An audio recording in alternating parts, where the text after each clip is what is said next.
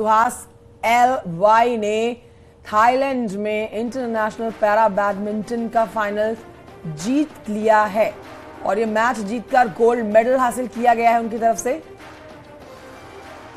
Suhas LY के नाम ये पहला मेडल नहीं है।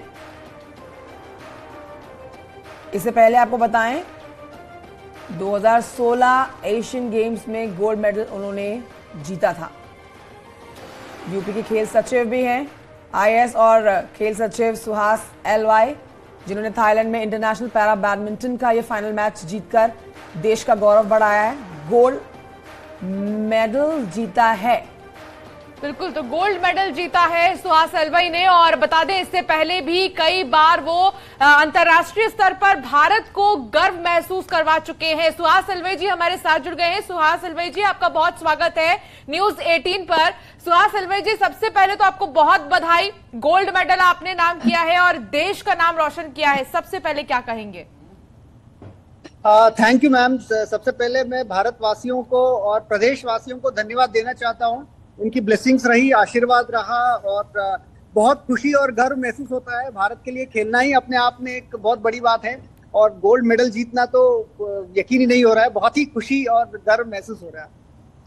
जी, इससे पहले भी आप भारत का नाम रोशन कर चुके हैं सुहास जी, और गौरवान्वित करने के मौके आप पहले भी भारत को दे चुके हैं, लेकिन इस बार जो आपने ये इंटरनेशनल पैरा बैडमिंटन का खिताब अपने नाम किया है, गोल्ड मेडल आपने जीता है, तो खुशी जाहिर तौर पर और ज्यादा बढ़ चढ़कर मनाई जा रही होगी। तो कुछ चुनौती आपने महसूस की थी पिछली बार के जितने मुकाबले आपने खेले हैं, इस बार आपको क्या कुछ अंतर महसूस किया आपने?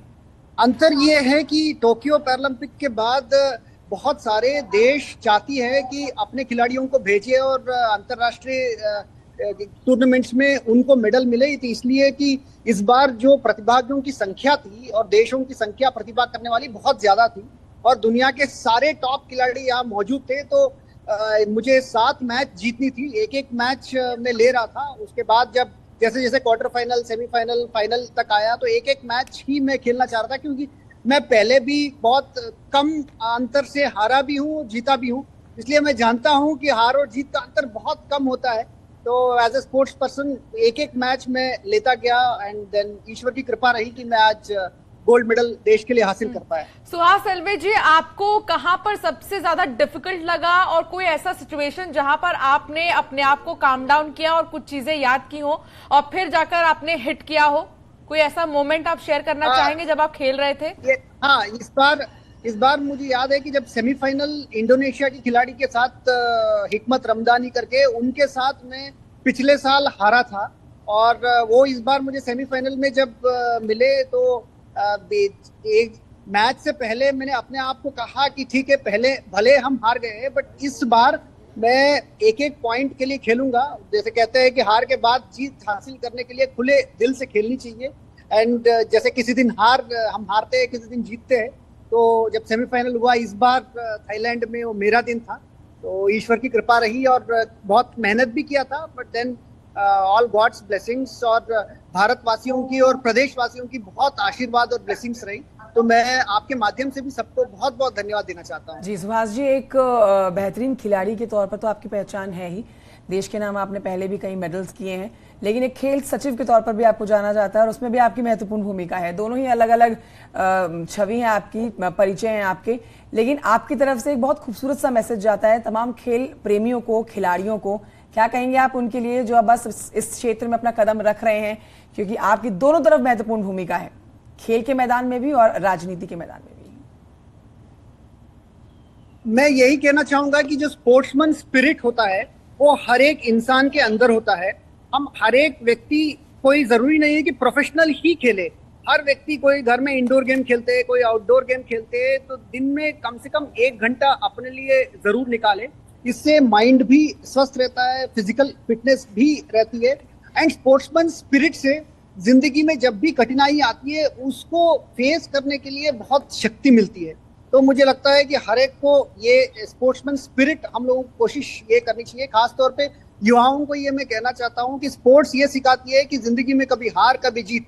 जैसे मैं इससे पहले, जैसे मैंने कहा, इंडोनेशियन खिलाड़ी से प्री क्वार्टर फाइनल में आ रहा था, बट इस बार मुझे गोल्ड मेडल मिला है। तो यही स्पोर्ट्स में है, कभी हार कभी जीत। एंड मैं ईश्वर को और बिल्कुल, सबको और धन्यवाद देना ये चाहता हूं। कहावत भी मशहूर है, कोशिश करने वालों की कभी हार नहीं होती। प्रशासनिक तौर पर भी हमने आपको देखा, तब भी आप कभी नहीं हारे, और अब आप सचिव हैं, खेल सचिव, तब भी आप नहीं हार रहे, और आप एक प्लेयर हैं, तब भी आप नहीं हार रहे हैं। लेकिन मैं एक चीज पूछना चाहूंगी आपसे, खेलो इंडिया को लेकर लगातार प्रधानमंत्री से लेकर मुख्यमंत्री योगी आदित्यनाथ तक फोकस कर रहे हैं। हाल ही में लोगो, टी शर्ट और तमाम चीजें लॉन्च की गई हैं उसकी, उसमें आप कितना परिवर्तन लाना चाहेंगे? इन फ्यूचर हम आपको कैसे देखेंगे इसमें? आप देखिएगा, इस बार जो खेलो इंडिया यूनिवर्सिटी गेम्स हो रही है, वो उत्तर प्रदेश को मेजबानी करने का अवसर मिल रहा है, और ये ऐतिहासिक हो रही है। कभी भी किसी भी प्रदेश में इतनी जोरदार तरीके से पूरे देश की 200 से अधिक यूनिवर्सिटी के जो प्रतिभागी है, छात्र हैं, वो आके अलग अलग खेलों में अपना प्रदर्शन करेंगे। वो उत्तर प्रदेश के 4 शहरों में इस बार होना है। मई 25 से इसकी शुरुआत होगी, और ये वाराणसी है, गौतम बुद्ध नगर है, लखनऊ है, गोरखपुर है, इन सब शहरों में होगी। आप देखेंगे कि इसकी जो स्टैंडर्ड रहेगी इस बार, वो international standard, sports authority of India और भारत सरकार और प्रदेश सरकार के निर्देश पर इंटरनेशनल स्टैंडर्ड्स को ध्यान में रखते हुए इस बार किया जा रहा है। मैं आप सबके माध्यम से जनता से भी अनुरोध करूंगा कि आप इस बार जो खेलो इंडिया यूनिवर्सिटी गेम इसी महीने होना है, तो उस पर भी आप प्रतिभा करें। बहुत शुक्रिया सुहास अलवाई जी, हमसे जुड़ने के लिए और अपना कीमती समय हमें देने के लिए। एक बार फिर से आपको ढेरों शुभकामनाएं। और यहाँ एक छोटे से ब्रेक के लिए रुकना होगा, लेकिन ब्रेक पर जाने से पहले आपको बताएं कि आज मदर्स डे है, जिस पर न्यूज 18 सभी माओं को सलाम करता है। साथ ही आज के दिन हम आपसे एक वादा लेना चाहते हैं कि माँ शब्द का सम्मान करेंगे, अपमान नहीं। न्यूज 18 की इस मुहिम के बारे में और जानने के लिए आइए हमारे मेटावर्स में, जहां एक नया अनुभव आपका इंतजार कर रहा है। इस मुहिम से जुड़ने के लिए स्क्रीन पर दिए हुए QR कोड को स्कैन करें या लॉग इन करें www.news18metaverse.com पर।